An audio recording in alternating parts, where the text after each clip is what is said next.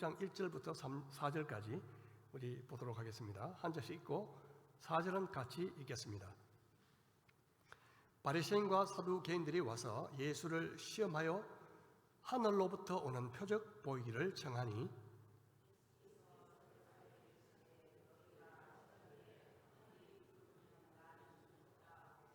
아침에 하늘이 붉고 흐리면 오늘은 날이 굳겠다 하나니 너희가 날씨는 분별할 줄 알면서 시대의 표적은 분별할 수 없느냐. 함께 읽겠습니다. 악하고 음란한 세대가 표적을 구하나 요나의 표적밖에는 보여줄 표적이 없느니라 하시고 그들을 떠나가시니라. 아멘. 작년 12월부터 시작해서 계속 진행 중인 코로나19 사태는 우리가 그동안 한 번도 겪어보지 못한 일이기도 하고 또 여러 부분에서 우리의 삶이 과거로 돌아갈 수 없을 정도로 삶을 바꾸어 놓고 있습니다. 그래서 이번 주는 특별히 이러한 상황에서 우리가 과연 어떻게 믿음으로 대처해 나갈 것인지, 현재 상황을 한번 살펴보면서 앞으로 어떻게 대처할 것인지 그런 주제를 가지고 함께 말씀을 나누고자 합니다. 간혹 이번 그 코로나 유행 사태를 하나님의 심판으로 연관짓는 그런 분도 있지만 자칫 불필요한 오해와 논란을 일으킬 수가 있습니다. 예수님 당시에 총독이었던 빌라도 총독, 그때 유대인들이 거룩하게 여겼던 그 성전에서 갈릴리인들이 죽임을 당하는 그런 일이 있었고, 또 그 실로암 못에 있는 그 망대가 무너져서 18명이 압사한 사건이 있었습니다. 당시 많은 유대인들은 이런 불행이나 재난을 그 죄의 결과로 이해하고 해석했습니다. 마치 고난받던 욥에게, 구약 성경에 나오는 욥에게 찾아온 그 욥의 친구들이 당신이 당한 재난은 죄의 결과다, 그렇게 이야기한 것과 마찬가지죠.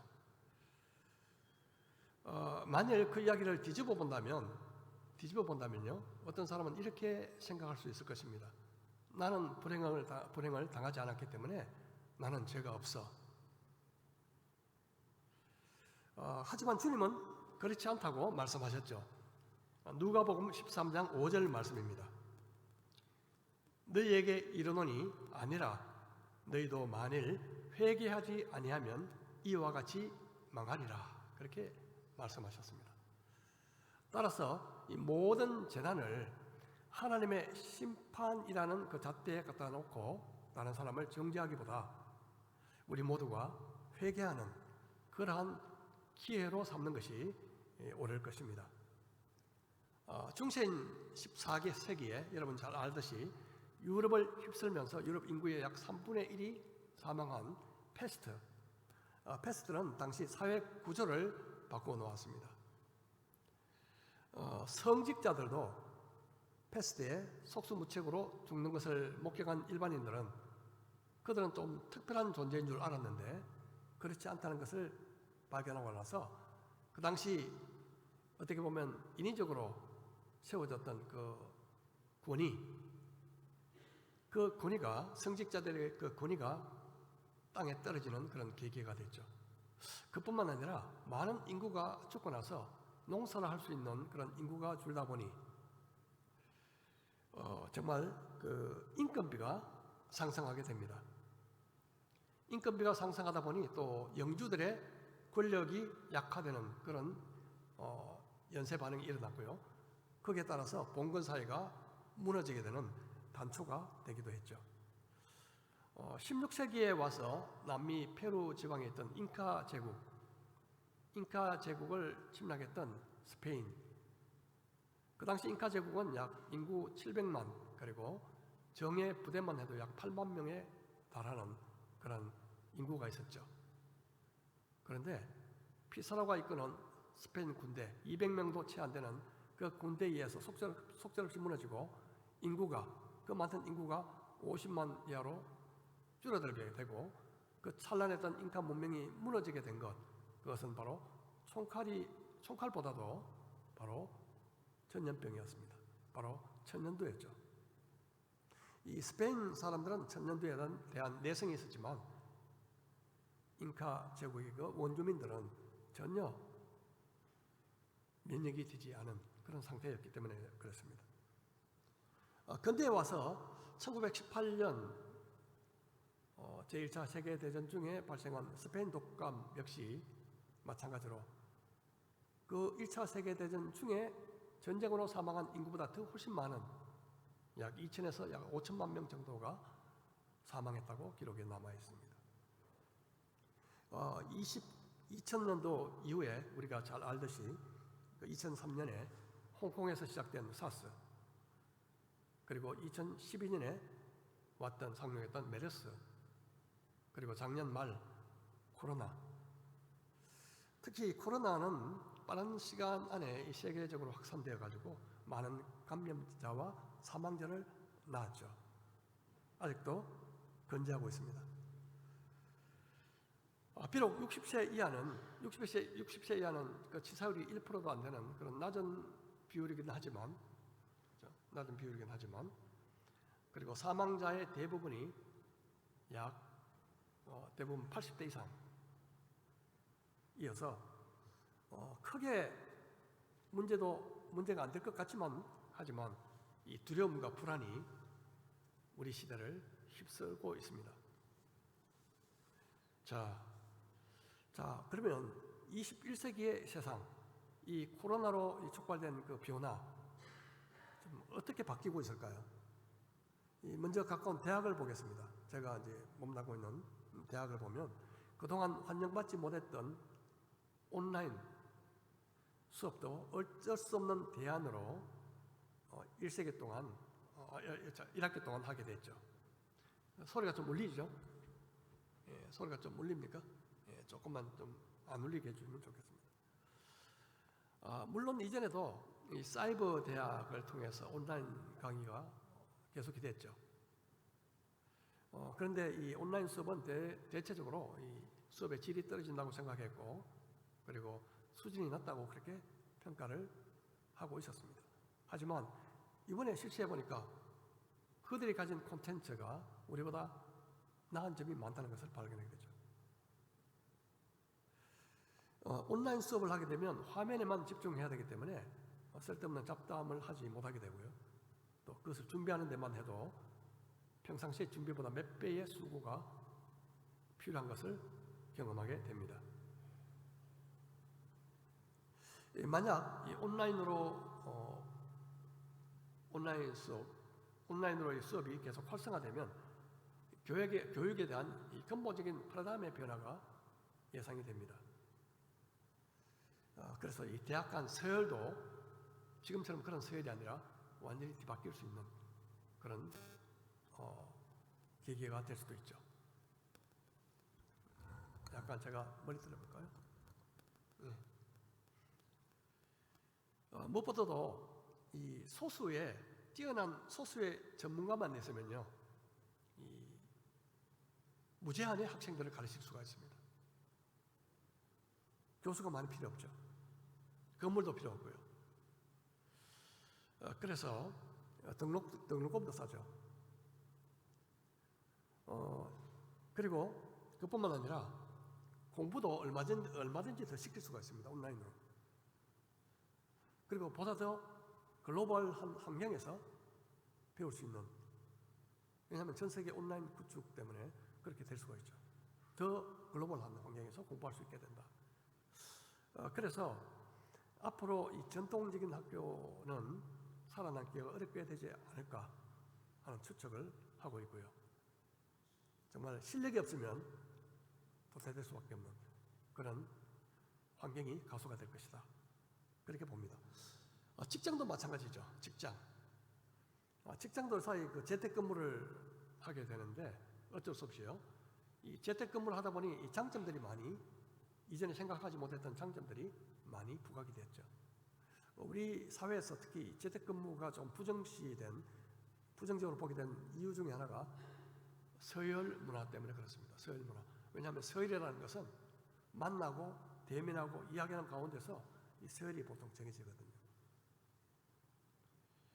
자, 그런데 이 재택근무로 말미암아 서열이 별로 중요시지 않게 되니까 드러나게 되는 것이 뭔가요? 실력이죠, 실력. 다시 말해서 비대면 사회에서는 실력자만 살아남게 될 것이다. 그런 결론을 얻게 되죠. 이 재택 문화는 앞으로 주택 문화도 바꿀 것이다. 지금은 이제 이 아파트도 벽 중심이잖아요. 벽이 있어서 이제 거실이 있고 뭐 이렇게 방이 있는데 앞으로 벽 중심이 아니라 기둥 중심이 될 것이다. 기둥으로 하게 되면 이 벽을 옮길 수가 있거든요, 마음대로.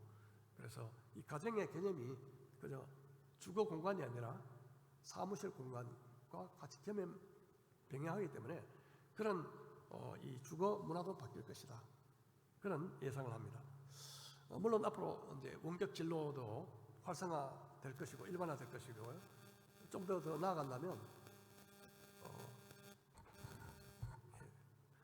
나아간다면 한국에서 로봇으로 조정해서 외국에 있는 환자를 수술할 수 있는 그런 단계로 발전이 될 수 있겠죠. 이 가정을 방문해서 이제 가르치는 것, 뭐 피아노 교섭 이것도 사라질 수 있습니다. 왜냐하면 요사이도 온라인으로 보면서 다 이렇게 수업을 할 수 있거든요. 그런 사람들도 있습니다. 여행 업계도 90% 이상 이렇게 한때 쪼그라들어서 결과로 집에서 보내는 그런 휴가 있잖아요. 바캉스가 아니라 요새는 홈캉스라고 하죠. 홈캉스. 외식 문화도 많이 사라지고 또 영화관에 가는 것도 넷플릭스 같은 그런 온라인으로 많이 사람들이 보게 되고 쇼핑 문화도 온라인으로 하는 것이 훨씬 더 활성화될 것이죠. 세계 경제도 많이 변화될 것입니다. 지난번 그 뉴스에 나오는 것 중에 하나가 화제가 되었는데요. 소위 경제 대국이라고 말하는 미국에서 많은 사람들이 코스트코 앞에서 그 화장지 하나 사려고요. 더 사려고 줄을 서가지고 서로 싸우는 그런 장면이 방송이 됐죠. 어떻게 이런 일이 있을 수 있을까? 미국에서 화장지를 사기 위해서 서로 싸운다? 상상할 수 없는 일이죠. 사람들은 화장지 더 만들면 될 텐데 그렇게 이야기합니다. 하지만 그 화장지가 대부분 메이드 인 차이나이기 때문에 그렇죠. 메이드 인 차이나. 그래서 이번 코로나 사태로 과거의 그 세계화에서 탈세계화로 회귀한다. 그렇게 보고 있습니다. 다른 나라에 의존하기보다도 우리 스스로 자체적으로 해결하지 않으면 안 되겠다. 그런 어떤 분위기가 조성이 되는 것이죠. 기업도 역시 디지털 경제로 활성화될 것이고 또 불확실성으로 말미암는 기업의 그 리스크도 많이 증가하고 또 대면이 많은 서비스업이 당장 퇴조하고 비대면 산업이 이제 부상하겠지만 경제 구조와 환경의 그 변화를 통해서 이 성장과 물가의 아주 직격탄을 맞게 될 것이다. 그것은 공통적인 그런 견해입니다. 자, 이번 코로나 사태로 인해서 이 정부의 역할도 다시 한번 생각하게 되는데요.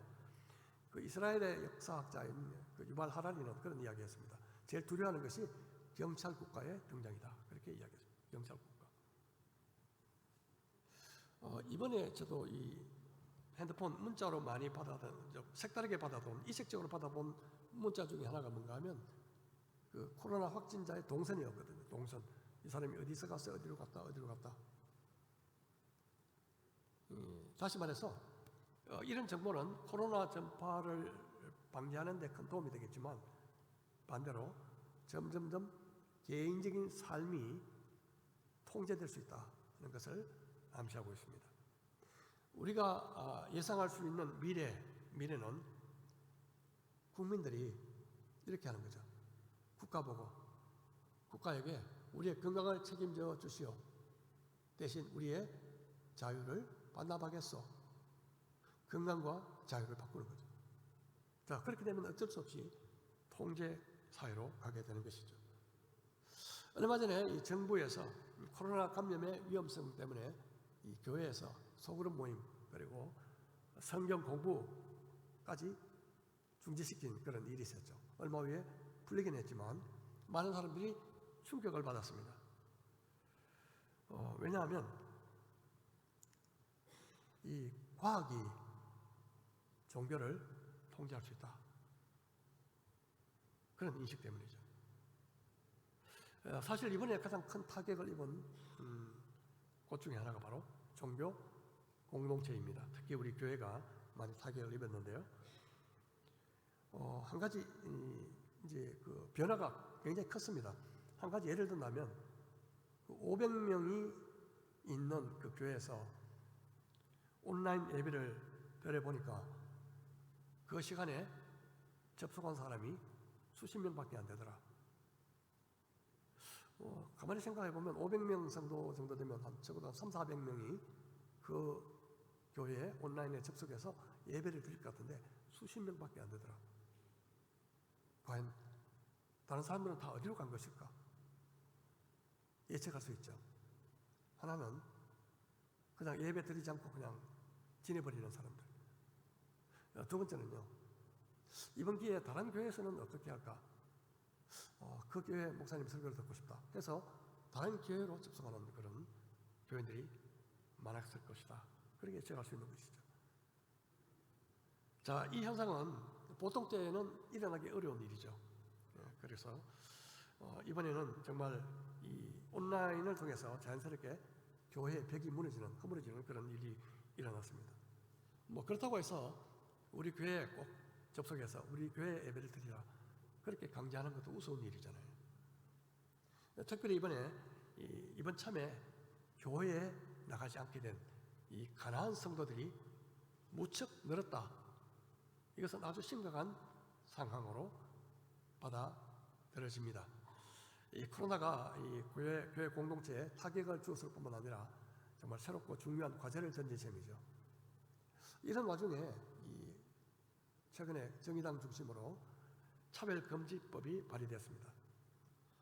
관련 부처에서는 여론조사를 해보니까 90% 이상이 찬성이더라. 그렇게 이야기를 했죠. 어떻게 90% 이상이 될까? 그런데 그 설문조사 내용이 차별금지법을 찬성하느냐 반대하느냐 이 두 가지. 그러니까 사람들은 차별금지법 다 좋은 일이지 다 찬성을 던질 거 아닙니까? 상세한 내용을 설명하지 않고. 그런데 이것은 결국 언젠가 동성 합법 결혼으로 제도로 이어질 수 있다는 그런 무서운 그런 것들을 우리가 예상을 해야 되는 것이죠. 최근에 미국에 공부하러 갔던 어떤 한 분이요. 소리가 계속 좀 울리죠? 뒤에 소리가 좀 괜찮습니까? 모을까요? 예? 잘 안 들려요? 예. 지금은 괜찮습니까? 지금은 괜찮습니까? 울리죠? 예, 오늘 이게 조정이 잘 안 되는 것 같네요. 예, 지금은 좀 어떻습니까? 지금 좀 나았습니까? 예, 거리 조정과 그게 좀 문제가 있네요.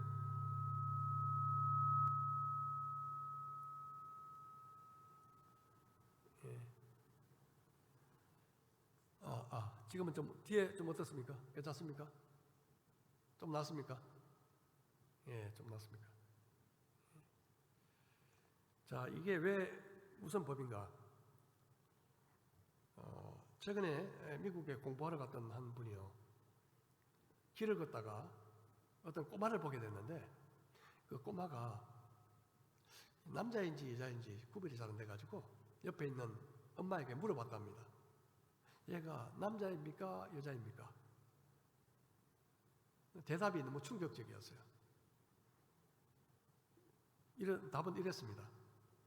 아직 잘 모르겠어요. 아들로 해야 될지 딸로 해야 될지.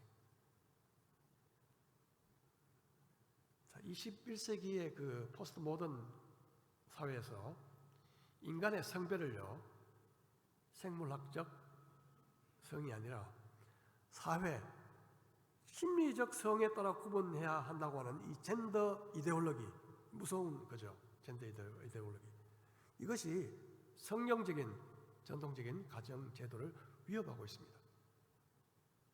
이 젠더 이데올로기를 좀 더 자세히 말하자면 우리가 출생 시에 갖게 되는 생물학적 성이 아니고 사회, 문화, 심리적 성으로 간주되는 젠더를 통해서 내 마음대로 성별을 선택할 수 있다.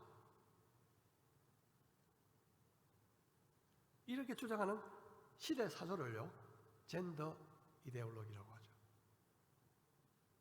한 퀴어 이론가에 의하면 젠더를 이렇게 말합니다.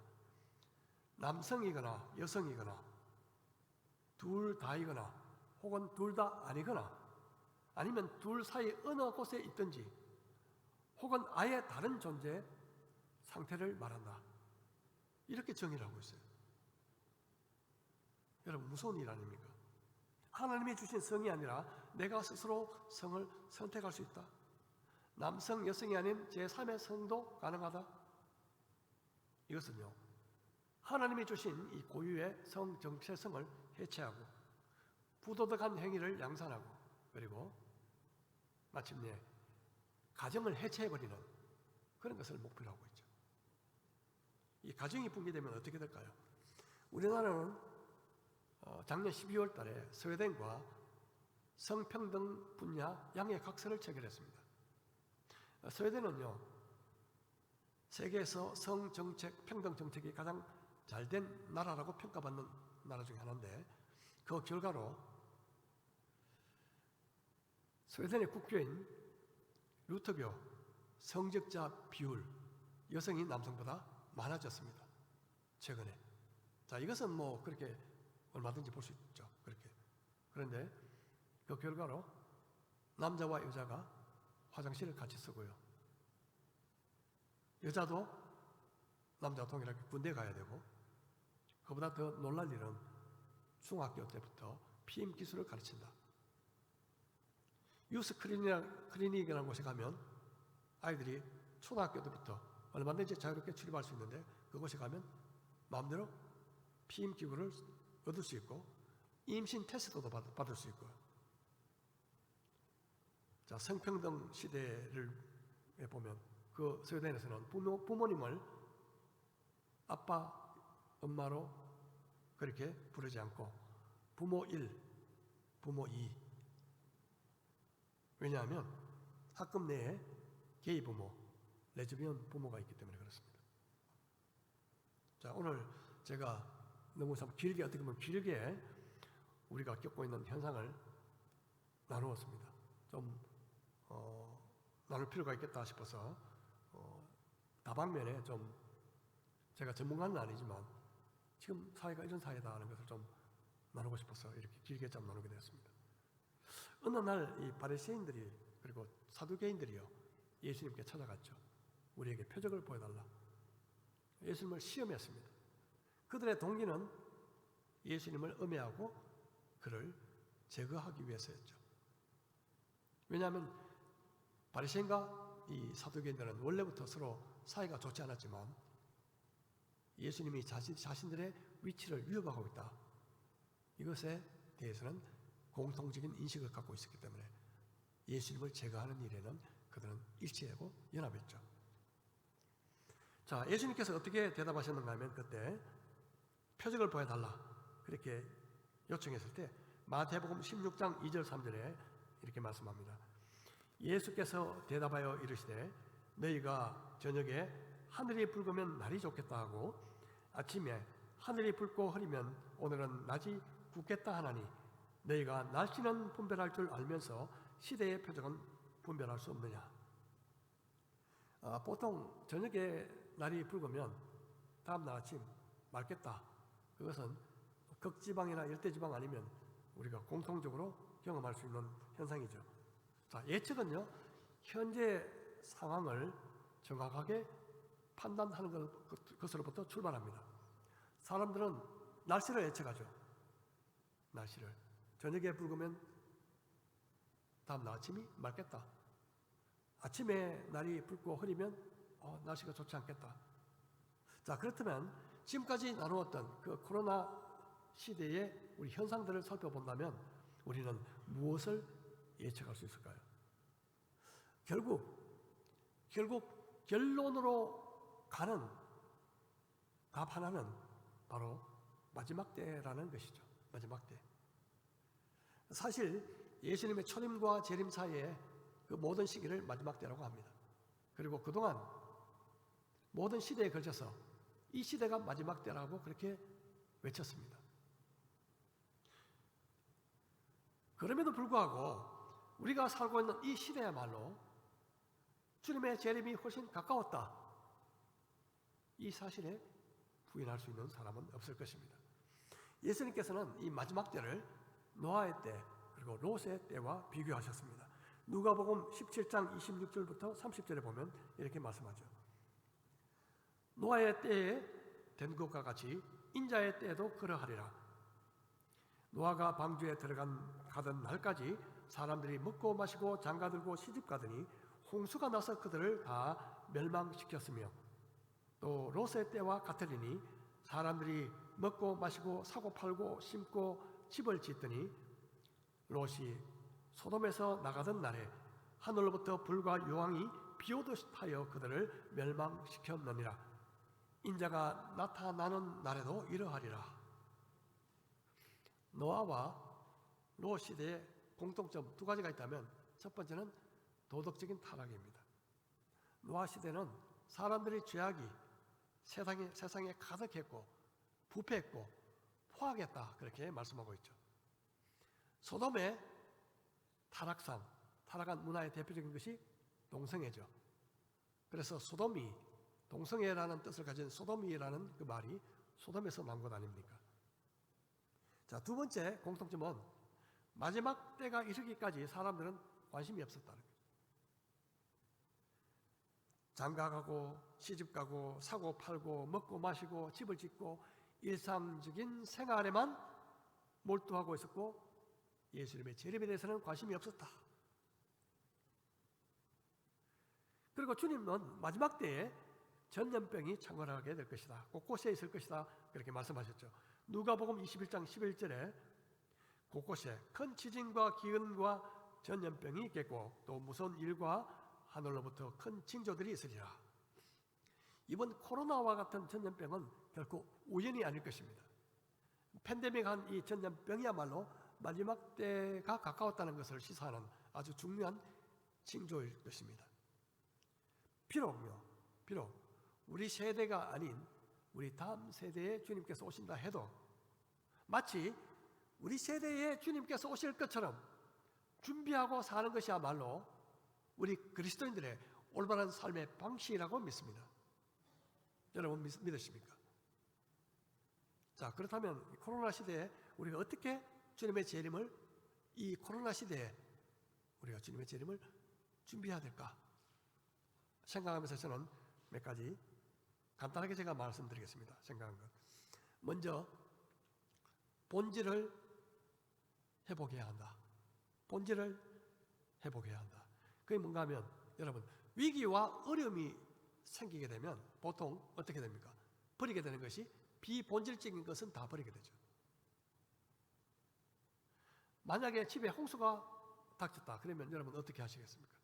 가장 소중한 가족들을 먼저 대피시키고 그 다음에 집에 있는 소중한 물건들 우선순위대로 챙기겠죠.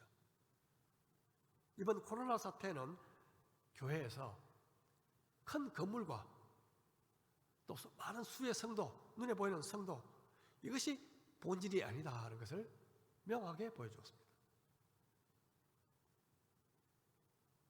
비대면 상황에서는 그런 것이 큰 의미가 없죠. 건물이 무슨 소용이 있겠습니까? 자, 그렇다면 본질이 뭡니까? 본질이라는 것은 상황이 아무리 변해도 변하지 않는 것. 그것이 본질이죠. 뭐겠습니까?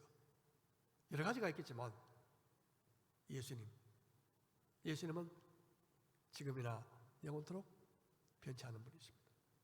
그리고 하나님의 말씀, 천지는 없어지겠으나 내 말은 없어지지 아니하리라. 예수님과 하나님의 말씀은 본질적인 것이죠. 자, 그렇다면 우리가 어떻게 해야 되겠습니까? 그동안 우리가 본질로 생각했던 비본질적인 것은 우리가 버리고 예수님과 하나님의 말씀에 더 집중하는 것이 본질로 돌아가는 것이 아니겠습니까? 비본질을 버리고 본질로 돌아간다. 이것이 회개죠. 어떻게 회개? 회개는요, 비본질 것을 버리고 본질 앞으로 돌아가는 것이 바로 회개 아니겠습니까? 지난주 말씀 속에서 여호와께 돌아가자, 여호와를 힘써 알자, 바로 이 주제가 코로나 시대에 우리가 맞이하는 이 엄청난 변화 속에서 변함없이 추구해야 될 것이다. 본질이다. 그렇게 믿습니다. 자, 두 번째 우리가 회복해야 될 것은요, 이 가정의 역할입니다. 가정의 역할. 자, 비대면으로 인해서 이 가정에 머무는 시간이 많아졌죠. 밖에 나가는 시간이 많이 주니까.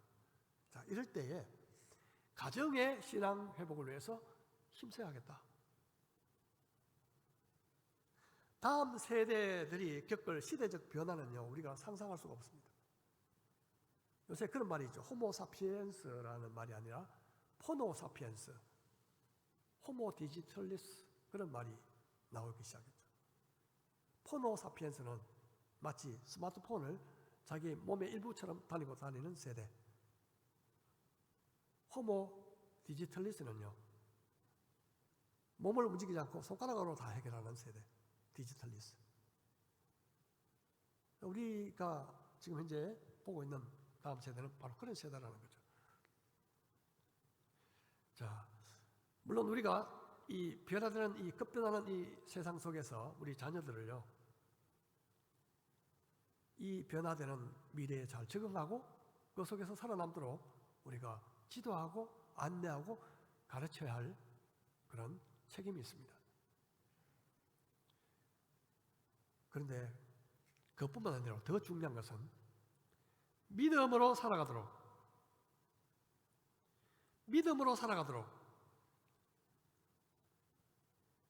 자녀들을 가르쳐야 한다. 왜 그렇습니까? 앞으로 정말 믿음으로 살아가기가 어려운 그런 세대가 지금 다가오고 있기 때문에 그렇습니다. 우리 자녀들에게 살아가야 할 방법을 가르쳐주고 살아갈 길을 가르쳐주지 않는다면, 하나님을 가르치지 않고 말씀을 가르치지 않고 그저 살아가는 방법만 가르친다면, 이 마지막 시대에 주님의 재림을 기다리며 준비하는 믿음의 자녀로 가르치지 않는다면, 저와 여러분의 자녀들이 마침내 저항할 수 없는 세상의 조류에 휩쓸려서 마침내 하나님을 잊어버리고 영혼을 잃어버리는 그런 비극을 우리는 맞이하게 될지 모릅니다. 이 시대에 우리 자녀들을 믿음으로 살도록 가르치지 않는다면, 주님의 재림을 있다는 것을 가르치고 준비하도록 가르치지 않는다면, 그렇게 휩쓸려서 하나님도 잊어버리고 자기 영혼도 마침내 잃어버리는 가장 무서운 비극을 경험할 수도 있다는 것이죠.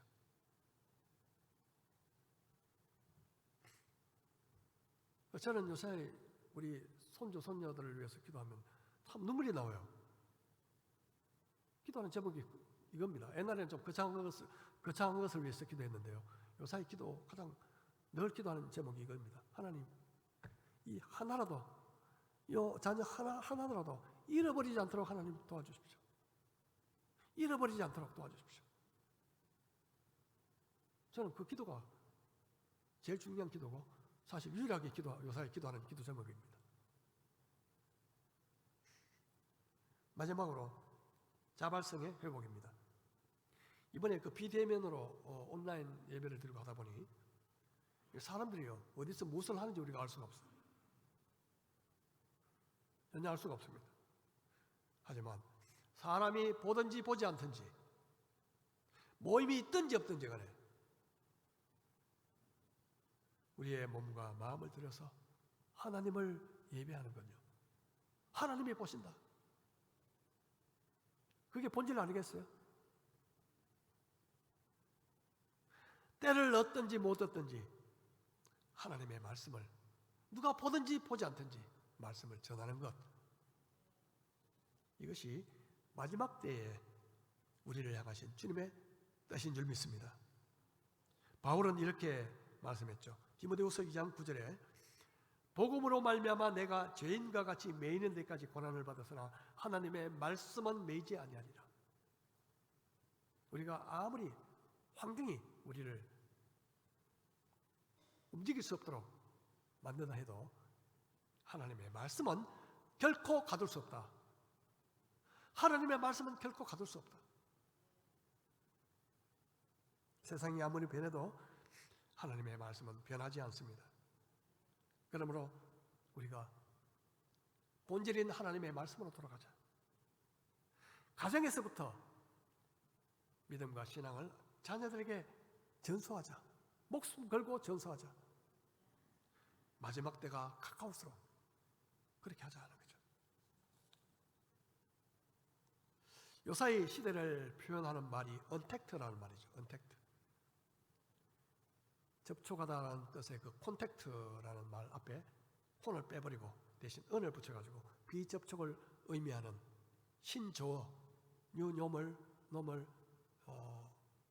트렌드죠. 오늘날 이 언택트 시대, 우리가 더욱더 컨택트를 해야 될 게 뭐겠습니까? 주님과 하나님의 말씀.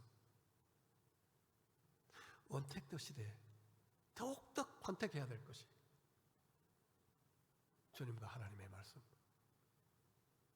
본질.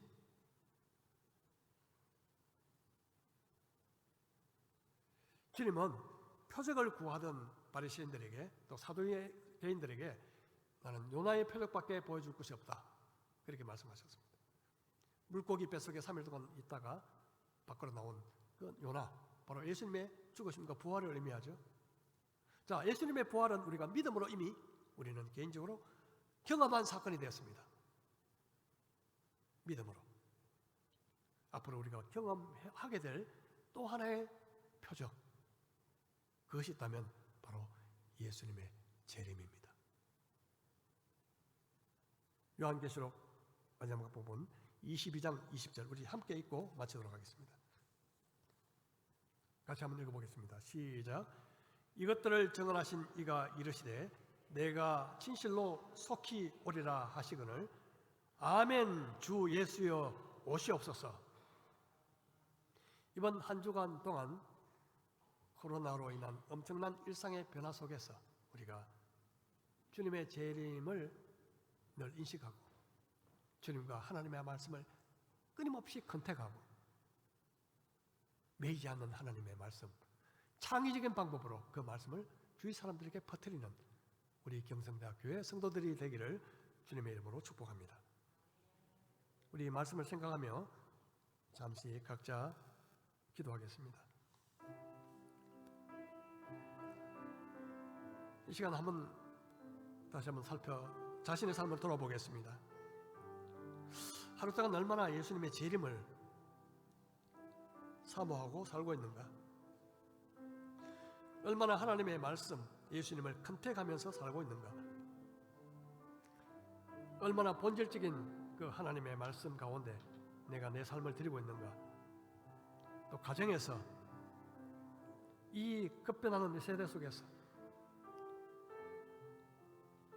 자녀들을 말씀과 신앙 가운데 그들을 붙들고 가르치고 있는가? 그들을 위해서 얼마나 기도하고 있는가?